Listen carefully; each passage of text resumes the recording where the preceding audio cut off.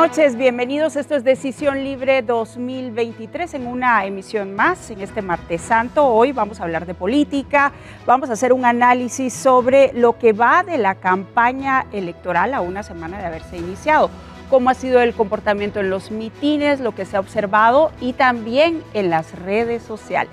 Está con nosotros hoy el periodista Antonio Barrios, jefe de redacción de Guatevisión y Prensa Libre. ¿Qué tal, Antonio? Buenas noches. Hola, Alejandra, buenas noches. Hola a todos los televidentes que nos miran este Martes Santo. Estamos en vivo desde los estudios de Tikal Futura de Guatevisión. Los invitamos a que participen y se unan a la conversación a través del hashtag Decisión Libre 2023, a través de redes sociales, pues pueden aportar sus preguntas para los expertos que tenemos esta noche, que, Alejandra, son de alto nivel los tres expertos. Así es, y antes de presentarlos, Antonio, hay datos interesantes que vale la pena compartir con la audiencia de lo que se observó en la redacción, de lo que nuestros reporteros observaron en las diferentes coberturas electorales con los partidos políticos. Claro, hoy se cumplen 9 días desde que oficial y legalmente se empezó la campaña electoral. Hemos ya desplegado algunos equipos a cubrir el primer fin de semana de campaña.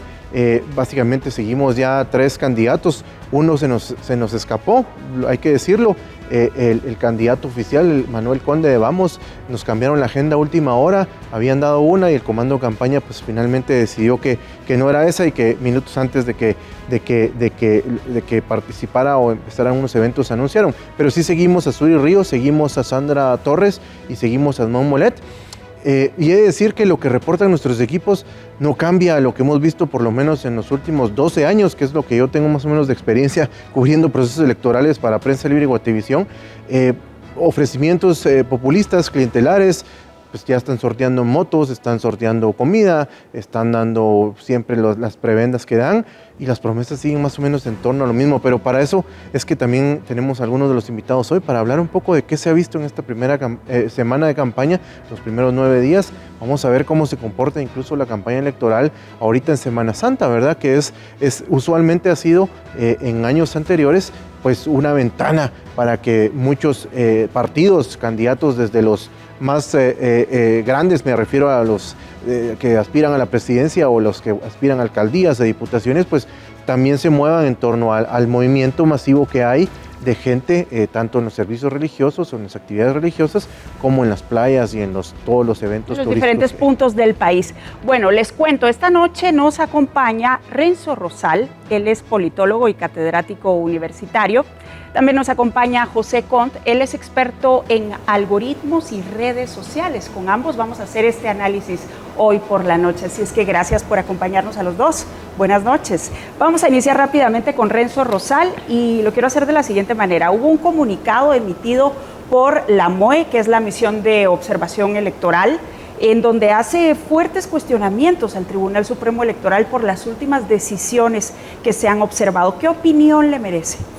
Bueno, buenas noches. Nuevamente, creo que el posicionamiento de la MOE es muy importante y trascendente porque se trata, en principio, de una conformación, una misión de observación electoral, conformación por instituciones bastante reconocidas y especializadas en general en el tema electoral. Es decir, tiene un peso importante lo que emitan. Lo segundo es que es el primer posicionamiento que hacen ya en época de campaña electoral y me parece que lo que ratifican en buena medida en este comunicado es un poco la tendencia que mirábamos desde antes de que se iniciara esta segunda etapa del proceso en términos oficiales y lo más relevante es categorizar un poquito el tema de las dudas que hay sobre el actuar del órgano electoral. Eso me parece que es fundamental porque finalmente se trata de el actor clave de una elección, además de los partidos o los candidatos obviamente, es quién es el garante de estas elecciones. Inclusive se utiliza mucho esa palabra, el garante. Y si ese garante tiene cuestionamientos, si ese garante tal parece que el nivel de subordinación, la pérdida casi total de autonomía que tiene, da como resultado decisiones acomodaticias, en algunos casos sí, en algunos otros no, eso me parece que es de pronto uno de los rasgos fundamentales que este comunicado de la MOE releva, plantea, y lo más importante es que no es un elemento circunstancial o coyuntural, sino tal parecería que es una tendencia que probablemente se puede hacer todavía más fuerte en las siguientes semanas. lo cual me parece que termina siendo un elemento muy grave, porque eso indicaría que las elecciones en Guatemala ni siquiera llegan al mínimo de los indicadores. O sea, los indicadores básicos de cualquier proceso electoral parten necesariamente de tener un garante, un actor neutral, cuyas resoluciones aplican para todos. Si ese elemento no se cumple en el caso nuestro, sumado a otras deficiencias, evidentemente estamos ante un proceso electoral en buena medida casi que viciado. El comunicado es bastante claro y contundente, diría yo, al decir que a criterio de ellos hay un daño irreversible, dice, e irreparable en el proceso electoral por lo errático de las decisiones del TSE. ¿Usted coincide, licenciado Rosal, en que ya es irreversible esta imagen del TSE ante la ciudadanía? Me parece que sí. Yo, digamos, suscribiría un poco lo que plantea el comunicado, porque no se trata, reitero, de una anomalía, es decir, se pueden cometer algunas imprecisiones, elementos circunstanciales, pero cuando aquí lo que se está haciendo es cumplir una tendencia que se viene dando inclusive desde hace por lo menos un año, que encontramos que ha habido una serie de decisiones del órgano electoral, contrataciones, discrepancias, que después se han echado atrás algunas, etcétera. Ese es un elemento no coyuntural, reitero, no eventual, sino que se ha ido alimentando a lo largo del tiempo. Y esas dos palabras son fundamentales, esos dos, digamos, adjetivos, irreversible e irreparable. Eso significa que de aquí en adelante, aunque haga lo que haga el tribunal, difícilmente se puede quitar, digamos, esos elementos, esas manchas, por decirlo hoy en términos muy concretos. ¿Cuál tendría que ser la reacción en todo caso del Tribunal Supremo Electoral a partir de estos cuestionamientos? ¿Qué es lo que se esperaría si ya se tiene como viciado el proceso? Yo lo primero que diría es, lo que no se esperaría es salir con un discurso o un planteamiento muy a la defensiva, inclusive de minimizar la MOE o entrar en un proceso como de ping-pong. Ahí eso me parecería que sería lo no necesario.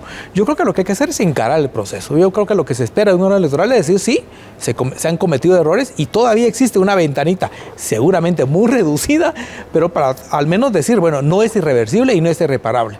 Podemos todavía atenderlo. Insisto, el margen de maniobra es muy limitado. La gran oportunidad que tuvo el Tribunal Supremo Electoral se dio en el periodo de inscripción de candidatos y tal parecería que ahí no hay un checklist, ¿verdad? Al contrario, me parece que aunque no ha terminado, porque todavía hay algunas candidaturas que andan dando vueltas, no pasa ese filtro. Entonces, ahora los momentitos que les quedan por delante, no sé, 6, 8 semanas de una actuación que debería al menos de repostar, es decir, tener un poquito de una actitud, además madura, de reconocer que se han cometido errores. Y lo fundamental, creo que el elemento central que el órgano electoral tiene que dejar planteado es que no es subordinado. Es decir, que perdió autonomía. Eso es lo que dice en buena medida el comunicado de la MOE. Se perdió autonomía, se perdió capacidad de maniobra. El órgano electoral puede decir, no, pero no vale con los discursos, sino son los hechos y las decisiones del órgano electoral los que tendrían que decir claramente, no somos dependientes, no somos subordinados, tenemos un margen de maniobra propio. Y insisto, es una ventana muy reducida, un nivel de credibilidad muy chiquitito, pero tendría que hacerse. De lo contrario, estaríamos ante un evento en donde la ola del tsunami le va a pasar por delante, le va a pasar encima al órgano, y no solamente al órgano electoral, que eso sería lo menos importante, digamos, sino le pasaría a la sociedad. El nivel de credibilidad del evento electoral, que ya de por sí está bastante cuestionado, terminaría pervirtiéndose totalmente. Ingeniero Cont, lo uno a la charla y desde su expertise, ¿cómo se empieza a observar la campaña electoral estos primeros 9 días de campaña oficial, aunque el proceso obviamente empezó mucho antes, desde las redes sociales, que es su campo de acción? Bueno, definitivamente en el tema de redes sociales lo que podemos ver es una continuidad de un proceso que había iniciado. Tal vez oficialmente, digamos, según los entes que regulan este proceso que tenemos en el país cada 4 años, oficialmente eso arrancó este año, según el calendario electoral, pero en el contexto de las redes sociales lo que nosotros hemos observado y que se ha venido dando, y creo que la ciudadanía en general coincide con esto como usuarios de redes sociales, es que es algo que ya se venía dando incluso desde hace más de un año. Es más, el año pasado, en 2022, lo que nosotros pudimos observar fueron casi que, digamos que ejercicios de calentamiento, de training, de tendencias, de algoritmos, de protocolos de comunicación, de estrategias de efecto cascada para ver cómo estaban funcionando los algoritmos en ese momento y las mejores técnicas y redes, porque también ha habido una evolución de plataformas de los últimos 4 años del anterior proceso para el actual, pues todo ese testeo se hizo el año pasado y pues ya desde enero de este año se puso en marcha el proceso. En ese sentido, ¿cómo están distribuidas las audiencias en las redes sociales y cómo observa el comportamiento en estos días que llevamos de campaña?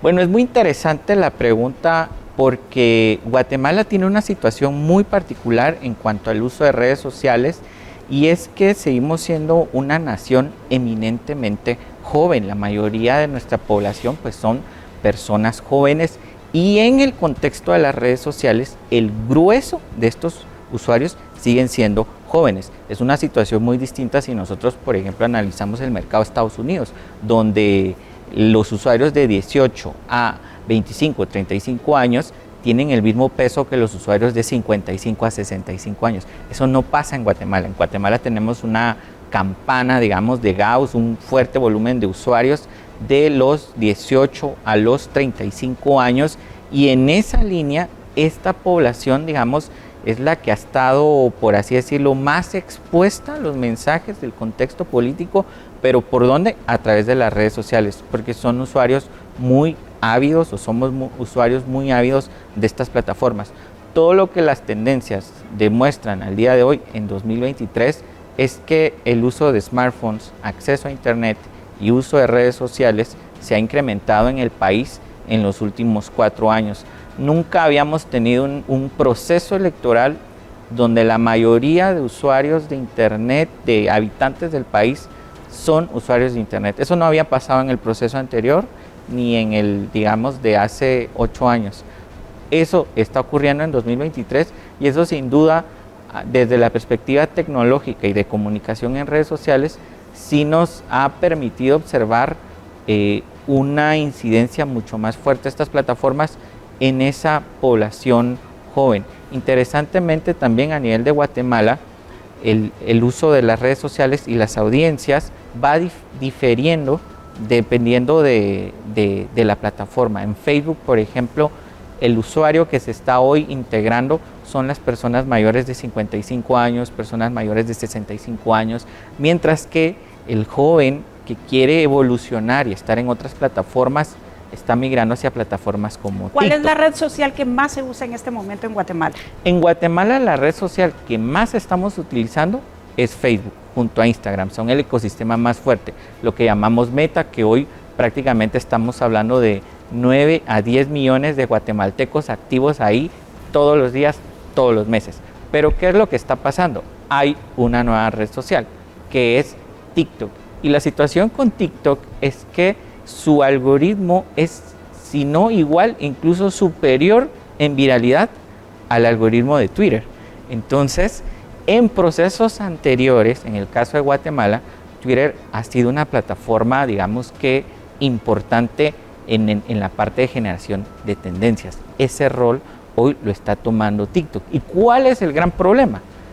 Que todos los monitoreos han demostrado que por lo menos el 50% de la información que ahí está circulando es información falsa, desinformación, fake news. Y esto está siendo aprovechado por los partidos políticos. Completamente. De hecho, ha sido una campaña que en general lo que sobresale es la desinformación. Y por eso este público joven hoy está tan, digamos que desanimado, decepcionado, porque en general le sale una noticia de desinformación y a los 5 segundos, después al hacer scroll, le sale un mensaje completamente contradictorio.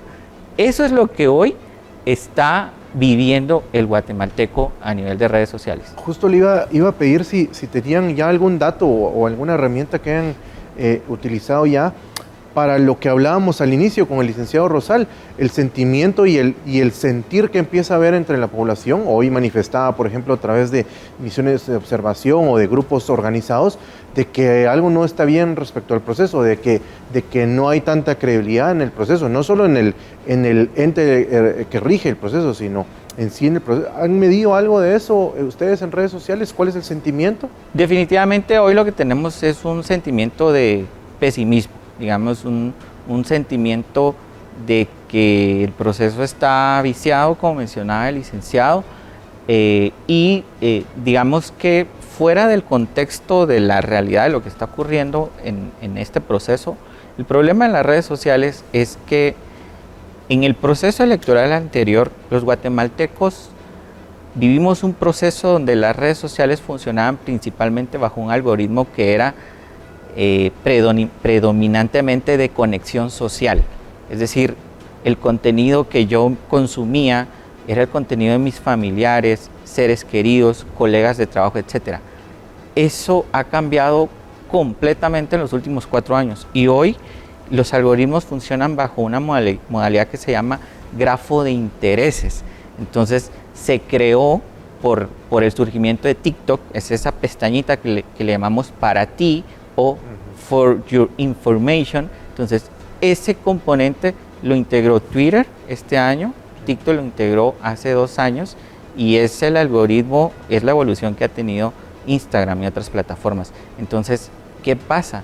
Que cuando un tema se vuelve tendencia, al ser un algoritmo de un grafo de intereses y ya no social, me sobreexpone la información que en ese momento es de tendencia, pero no verifica si es real o es falso, es simplemente lo de tendencia. Y eso es lo que lo está haciendo un problema serio para procesos democráticos, porque pues obviamente amenaza a este tipo de procesos desincentivando la participación de la ciudadanía. Tenemos que hacer una pausa en este momento. Cuando regresemos, entonces le vamos a preguntar al licenciado Rosal cuál es el impacto de lo que el ingeniero Con nos está explicando en la escena política y lo que estamos viendo en esta campaña electoral. Esto es Decisión Libre 2023. Gracias por su sintonía. Ya volvemos. Ya estamos de regreso, esto es Decisión Libre 2023, hoy estamos hablando de cómo va la campaña electoral, tanto en los mitines que se están observando en el interior de la República, como lo que estamos viendo en las redes sociales. Quiero contarles que ya está con nosotros Luisa Sardo, él es periodista e investigador, a quien le damos la bienvenida. Él se encuentra en Alemania, así que gracias por atendernos pese a la diferencia de horarios. ¿Qué tal, Luis? Hola, mucho gusto. Feliz noche a todos. Gracias. Bueno, pues antes de darle la palabra, Antonio, vamos a seguir conversando con nuestros invitados en estudio y habíamos dejado sobre la mesa una pregunta para el licenciado Renzo Rosal. ¿Cuál es el impacto de la desinformación que se está generando en redes sociales como TikTok en la campaña electoral y cómo se percibe esto en el terreno, en el campo?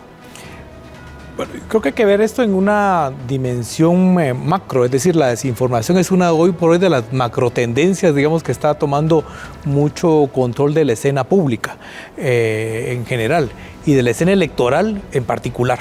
Y por lo tanto todos los mecanismos que se están utilizando, incluido el TikTok y lo que se utiliza también a través de Facebook y otros canales, creo yo que tienen una alta incidencia en las audiencias, y de pronto en 2 dimensiones, 2 expresiones. Uno, en tomar distancia, en mostrar apatía, en mostrar, como quien dice, rechazo. Y en otros es lo contrario, es caer en la tentación de la desinformación y el propósito de la diseminación. Es decir, porque lo que busca la desinformación es que se aumente, ¿verdad? Que haya una espiral en donde ese mensaje o esos mensajes, sean de la naturaleza que sean, se reproduzcan en el ámbito familiar, comunitario, laboral, etc. Entonces me parece que ambos son negativos, pero este último me parece que es totalmente, digamos, muy significativo, porque en la medida entonces que se logren ampliar esos mensajes, que partidos, candidatos o grupos afines que no están ahí, que no están necesariamente, que no van a aparecer en las boletas, pero que forman parte de los formadores, de los deformadores de la opinión pública, me parece que tiene un efecto trascendente, y eso hay que vincularlo al tema de la cultura política. Un país como Guatemala, con una muy baja, digamos una débil cultura política, se convierte en un escenario mandado a ser, idóneo, entre comillas, para que este tema de la desinformación pegue con mayor fuerza. Si eso está pegando a nivel global. ¿A quién beneficia eso? Bueno, beneficia uno a los generadores de la desinformación, y esos obviamente, ¿dónde están presentes? Yo diría que en varios de los partidos políticos. No en uno ni en 2, sino difícilmente podría decir cuántos, pero fácilmente diría que una cuarta parte del total de partidos políticos, más o menos, es como muy visible que son los que están contribuyendo a la generación de la desinformación. partidos mayoritarios, candidatos que lo que buscan es precisamente generar miedos, temores. Ellos y varios de ellos ya están en esta primera semana, ya se siente, digamos, la presencia de ellos, y eso seguramente se va a hacer más evidente en los siguientes días. Entonces me parece que son ellos los que se benefician de esto, y hay que verlo también en términos no solamente de las candidaturas presidenciales, sino también en cuánto esto logra irradiar hacia el resto de las candidaturas, especialmente a las candidaturas a diputados distritales y autoridades locales. Esos dos epicentros me parece a mí muy complejos, porque es donde está, uno, la gran cantidad del electorado. Habrá que ver, digamos, no sé cuántos datos, yo no manejo esos datos, Luis Azardo y José seguramente sí, cuántos usuarios hay, digamos, de TikTok en distritos como Huehuetenango, San Marcos, Alta Verapaz, Quiché, Quetzaltenango, por mencionar los 5, que son como los de mayor peso en el país. Habrá que ver, porque eso nos podría dar un poco la idea de qué magnitud de amplificación se tendría en el tema de la desinformación. Meto la charla a licenciado Azardo. ¿Cuál es la lectura que tiene Luis desde su expertise sobre lo que ha visto en redes sociales respecto a la campaña política que oficialmente, hablábamos al inicio, empezó hace 9 días, pero que formalmente pues probablemente empezó desde hace más de un año, nos decía el ingeniero Cont? Bienvenido, Luis. Gracias, Antonio. Bueno, yo lo voy a plantear desde 3 puntos de vista, que tiene que ver directamente con el contenido o con todas las propuestas que están lanzando candidatos, partidos y militantes partidistas de cada una de las agrupaciones políticas. El primero, pues obviamente es el contenido orgánico, es el que sale directamente de los candidatos, cuentas oficiales y demás. Y de eso, la verdad es que se ha visto, voy a decir, bastante pocas propuestas. Y no me voy a centrar específicamente en el contenido de las propuestas, sino que en cómo las están haciendo llegar. El uso de hashtags, el uso y el aprovechamiento propiamente del algoritmo, como mencionaba Kunt, la verdad es que no es algo que se vea como muy novedoso, que estén aprovechando al máximo todas las posibilidades que dan cada una de estas plataformas. Otro de los campos es el pagado. Cuando pagan anuncios, en Twitter no se puede, pero en Facebook y en todas las empresas de Meta se puede. Y ahí estoy viendo, solo para darnos una idea, hay algunos partidos que, si nosotros vemos de los últimos 7 días, 9 a 7 días, hay algunos partidos que están arriba de los 60,000 quetzales de lo que han gastado en anuncios propiamente para Meta. O sea, esto incluye Facebook, Messenger, Instagram. Pero si lo ampliamos a los últimos 90 días, estamos hablando del primer trimestre del año, hay algunos partidos que rebasan los 400,000 quetzales. Eso significa que hay una inversión bastante fuerte y hay una cantidad enorme de anuncios. Ahora, los anuncios y lo que está pautado, honestamente, son piezas muy sencillas, que van dirigidos a unas audiencias bastante amplias, o sea, no están dirigidos a nichos específicos, no están aprovechando al máximo esa parte tampoco. Y el tercer campo de acción es el contenido artificial, lo voy a poner de esta forma, o aquel que no solo surge de forma artificial, sino que es amplificado de forma artificial. Y ahí, a diferencia de los 2 procesos anteriores, donde pues nosotros ya hemos conversado en algún momento sobre el tema de las agencias digitales que ofrecían servicios de NetCenter, el movimiento como tal no he visto mayor cosa o algo que realmente sobresalga sobre lo que ya se ha visto en años, en procesos anteriores. Me parece que es algo relacionado al contexto político que estamos viviendo, y al enfoque y a las agendas y las narrativas que están manejando las redes de desinformación que se pueden contratar en Guatemala. Están enfocadas en otros temas, no en temas político-electorales, y entonces eso de alguna forma ha afectado a eso.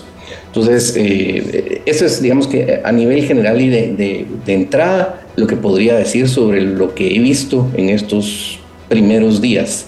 Pero yo estoy recolectando información y a esto le puedo agregar de entrada que hay una cantidad enorme de redes, de páginas de fans y de perfiles y cuentas en Twitter y en TikTok que están listas para ser activadas en cualquier momento. ¿A qué me refiero con esto? Son páginas de fans, por ejemplo, que han sido creadas desde el año pasado, que las han tenido con baja actividad, las cuales les han pagado en algún momento pauta, por ejemplo.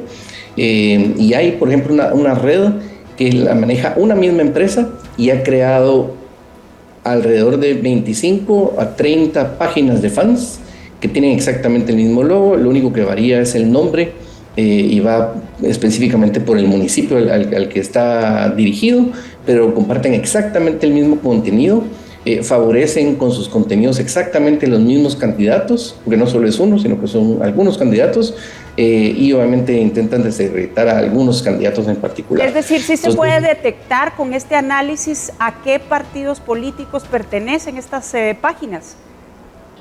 Esto lo que me preguntan es específicamente lo más complicado que hay que hacer, que se puede hacer, y es la atribución. Honestamente no se puede detectar de forma fácil quién está detrás o quién estará financiando específicamente esto. Lo que sí se puede saber de forma muy sencilla es que hay recursos involucrados, porque hay sitios web creados, páginas de fans con material audiovisual que está ahí, que ha sido creado específicamente para eso y que obviamente le han pagado pauta. Entonces todos esos recursos involucrados nos dicen claramente que alguien está pagando por eso. Lo que no se puede saber de forma muy fácil o a primera instancia es quién puede estar detrás. Aun cuando veamos que alguna página de fans o algún grupo o alguna red de páginas de fans estén favoreciendo a determinado candidato o a un grupo de candidatos, honestamente no sabemos si puede ser una acción de otro equipo que esté intentando dañar a este primero. Entonces, para eso se necesita un análisis un poquito más profundo y obviamente tener un poco más de tiempo, que eso lo vamos a estar viendo tal vez en las próximas semanas, para saber ahí sí qué tendencia están siguiendo esas redes de desinformación. Una pregunta para los tres, para que la podamos debatir. Con lo que han expuesto y con el marco que nos han dado desde la parte política que nos ha dado el licenciado Rosal, desde la parte tecnológica que nos dice el ingeniero Conti, que nos dice el licenciado Azardo, ¿creen que sí es capitalizable en el 25 de junio esta influencia que pueden tener las redes sociales en esta elección? Me refiero en votos a favor o en contra de algún candidato. No sé quién quiere contestar primero la pregunta, tal vez. Licenciado Rosal. Gracias. Bueno, lo primero es que creo que los mecanismos a través de los cuales los electores toman su decisión son muy variados. Evidentemente las redes sociales y ahora TikTok, que es la que se está estrenando, digamos, en este evento electoral, tendrá un nivel de influencia. Pero creo que todavía en Guatemala pesa otros carriles. Me parece que pesa también un poco el boca en boca. Todavía pesa el tema de los medios de comunicación, digamos, tradicionales, la presencia en la televisión abierta, el tema de la audiencia de la radio, de las radios con todas sus fuerzas, me parece que también tiene un porcentaje en esto, y también lo que se denomina todo el tema de la presencia en tierra. El tema de los mitines, las visitas, lo que hacen las autoridades locales, los diputados, no es tanto todo esto que estamos aquí analizando, sino su trabajo lo que están haciendo es un posicionamiento en sus territorios a través de visitas y a través de otras actividades, insisto, de tierra. Entonces yo creo que es el menú de todo esto lo que finalmente contribuye a tomar decisiones. Lo que sí vale la pena relevar es que una decisión electoral en este país con mayor fuerza es una decisión emocional. No es una decisión racional, porque aquí además no tenemos hoy por hoy, y seguramente no lo tendremos, programas políticos, elementos, digamos, de mucho más contenido. Eso suena bonito, pero no lo tendremos. Entonces eso todavía robustece, hace más fuerte que la decisión sea muy emocional, que es donde las redes sociales es su cancha, ¿verdad? Donde aprovecha muchísimo, y aquí nos explicaba muy bien, digamos, la creación de esos algoritmos que apelan muchísimo a los intereses. Y ahí entramos, digamos, en otras coordenadas que cada vez más tienen un peso en la decisión finalmente del electorado. Ingeniero Cont, sobre esa misma pregunta, ¿qué tanto se puede traducir los miles de usuarios que puede tener un candidato político a los votos en las urnas? Bueno, definitivamente, según todos los estudios que se han visto en otros procesos electorales con situaciones similares a la que tenemos actualmente en Guatemala, sí podemos hablar de una incidencia importante. Y acá algo que han mencionado los colegas, licenciado Rosal y licenciado Sardo, es que en las redes sociales está circulando mucha desinformación, algo que es evidente para todos los usuarios. Hay fuertes sumas de inversión, como se mencionó, pero ¿por qué? Porque claro, la estrategia actual, digamos, que se busca ejecutar es influenciar a las personas que no tienen claridad sobre quién van a votar. Entonces, si nosotros vamos a la calle y preguntamos a las personas, a los jóvenes, ¿usted sabe por quién va a votar? Y la respuesta es, no, no sé, no tengo claridad, no veo una propuesta clara, definitivamente esa campaña está funcionando. ¿Qué campaña? La campaña de desinformación, porque obviamente lo que esa campaña busca es influenciar a aquellos que no están, digamos que no tienen claridad sobre qué propuesta es la que van a elegir. Y resulta que en la mayoría de procesos es el 70, el 80% de los ciudadanos que participan, es decir, es la mayoría de las personas que se involucran en un proceso electoral. En Estados Unidos, y fue un caso muy famoso, el caso de Cambridge Analytica, en esa estrategia el algoritmo influenció a las personas de tal manera que hoy lo que muchos analistas coinciden es que sin la intervención de desinformación que se dio en ese proceso a través de las redes sociales, los resultados de ese proceso hubieran sido distintos a los que se vieron en su momento. Entonces, hoy Guatemala es una nación donde el 70% de la ciudadanía está conectada a Internet. Y no es solo en el distrito metropolitano, sino nosotros ya vemos común el uso de smartphones, dispositivos móviles en Huehuetenango, Alta Verapaz, Izabal, de todos los departamentos donde incluso los niveles socioeconómicos quizá no son tan altos, pero las personas están teniendo acceso a la tecnología y a las redes sociales a través de los smartphones. Y las redes sociales con entre 8 y 10 millones de usuarios activos, TikTok con 6 millones de usuarios activos en el país, pues sin duda va a tener un peso en el proceso. Por eso tenemos que tener mucho cuidado y pues aprovechar, digamos, las fuentes de información oficiales para entender que ese ejercicio constante de desinformación, donde por un momento me dicen una cosa y por otro, es una estrategia intencional que se llama pues la estrategia de no voto, la estrategia de generar apatía, como mencionaba el licenciado. ¿Por qué? Porque mientras menos personas participen en el proceso, es más fácil para un candidato que no tiene una propuesta sólida llegar a tener una posición relevante. Vamos a corte y regresamos con la respuesta del licenciado Sardo, ¿les parece? Sí, y hay varias preguntas como por ejemplo, ¿quién controla la pauta política? Porque si bien es cierto, la ley electoral y de partidos políticos en Guatemala tiene establecidos algunos parámetros, o sea, a nivel internacional, ¿cómo se puede dar seguimiento a la pauta que se hace, por ejemplo, desde Estados Unidos? Claro. ¿Verdad? Vamos a dejar esa pregunta sobre la mesa, ya volvemos, gracias por continuar con nosotros, esto es Decisión Libre 2023. Gracias por continuar con nosotros. Esto es Decisión Libre 2023. Hoy estamos hablando de cómo va la campaña electoral, cómo es el comportamiento de los partidos políticos a una semana de haberse iniciado y también qué es lo que estamos viendo en las redes sociales. Y para eso hemos invitado a nuestros estudios a dos expertos y otro experto que se encuentra en el extranjero y está conversando con nosotros esta noche, Antonio Barrios. Claro, y les recuerdo que pueden participar con nosotros a través del hashtag Decisión Libre 2023 para que puedan también comentar y unirse en el análisis. Licenciado Sardo, habíamos hecho una pregunta para los tres, ¿cómo se podría capitalizar o no este fenómeno que nos han expuesto ustedes, político y tecnológico, en el voto del 25 de junio?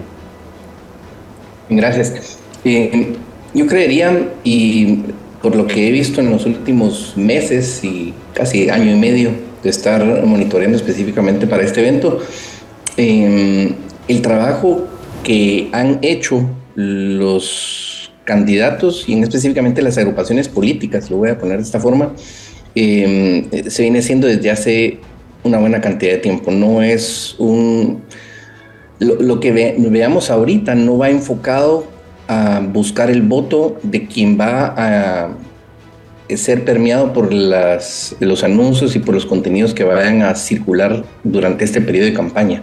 Ellos ya trabajaron desde antes algunos temas. ¿Por qué? Porque los temas sobre los cuales están apoyando están específicamente amarrados a narrativas que ya han estado estableciéndose en el último año y medio más o menos. Entonces, lo que han logrado hacer es similar a un proceso de radicalización, donde las personas se van a sentir atraídas específicamente a los temas y a los tópicos que determinados candidatos van a estar ofreciendo en campaña. Entonces, no es específicamente va a estar amarrado a lo que veamos en este periodo, sino que va a estar amarrado a lo que se ha trabajado durante mucho tiempo atrás y donde han invertido una cantidad enorme de recursos. Ahora tengo una pregunta para Luis Azardo. ¿Qué elementos le llama la atención del comportamiento de los diferentes partidos políticos en las redes sociales? ¿Hay algunos partidos políticos que le llamen más la atención que otros y por qué? Sí, he visto algunos partidos están muy enfocados y está como muy arraigada y pareciera que su campaña está enfocada específicamente en atacar oponentes, uno o más oponentes.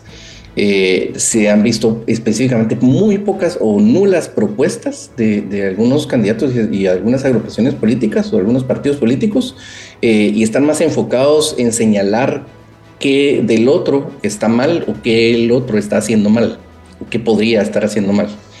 Entonces están entrando en un juego que usualmente está reservado, voy a ponerlo de esta forma, para campañas de descrédito, donde las campañas de descrédito están enfocadas específicamente en apuntalar lo negativo del oponente y no lo positivo que tiene el candidato propio.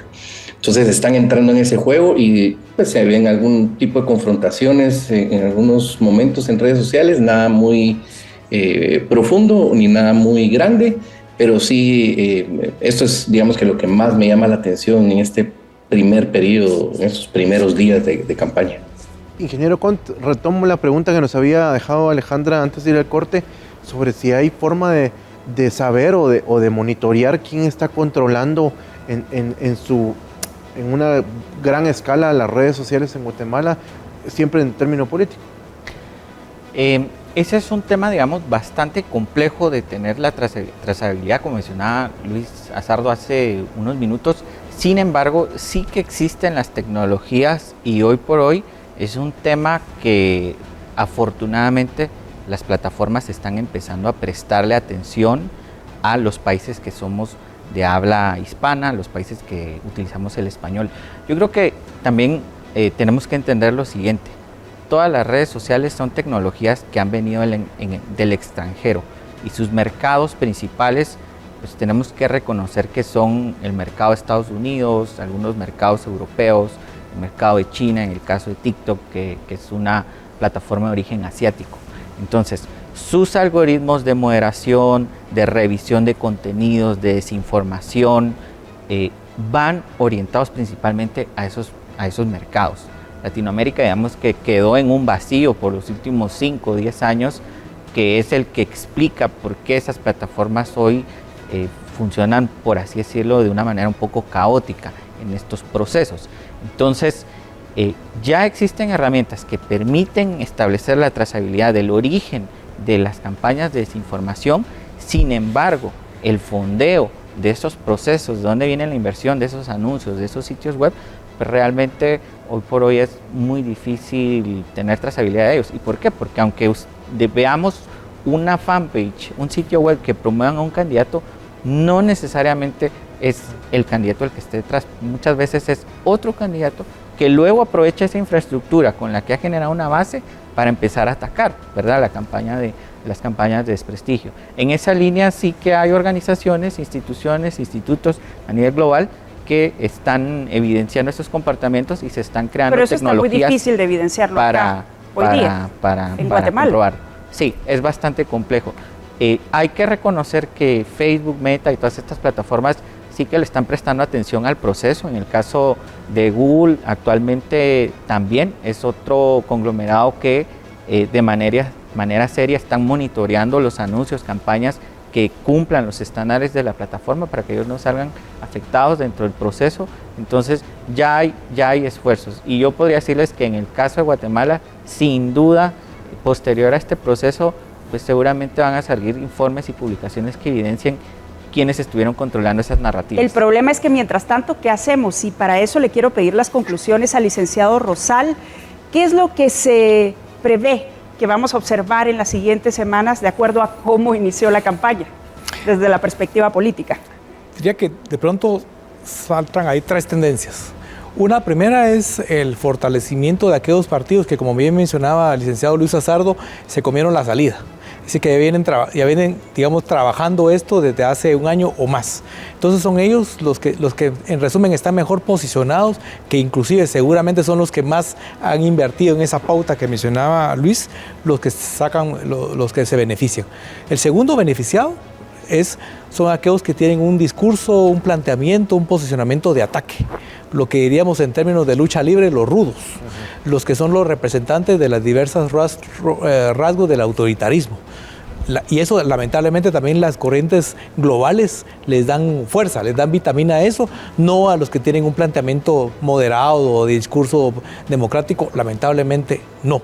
Y lo tercero es que van a también ganar mucho terreno, o cierto terreno, los que están posicionados a través de este nuevo actor que es TikTok. Aquellos candidatos, que ya sea en términos simples o con mayor contenido, con pocos recursos o con más recursos, pero que están comenzando a utilizar, son los que están estrenando para efectos electorales en Guatemala el uso de TikTok. Creo que también tienen cierta ventaja, aun y cuando los factores que mencionaron los colegas. Bueno, se nos acabó el tiempo, con esto concluimos, se quedaron varias preguntas. Nos faltó, así que desde ya invitados los 3 para darle continuidad. Una segunda charla. Así es que muchas gracias a nuestros invitados de esta noche y muchas gracias a la audiencia por mantener la sintonía de Decisión Libre 2023. El próximo lunes continuamos con la entrevista a los candidatos a la presidencia de la República, así es que estén pendientes a las 10:15 de la noche y también de nuestras diferentes plataformas digitales. Buenas noches, Antonio. Feliz noche. Buenas noches, licenciado Rosal. Buenas noches, ingeniero Cont. Y buenas noches también a Luis Azardo. Que descansen. Feliz noche a todos.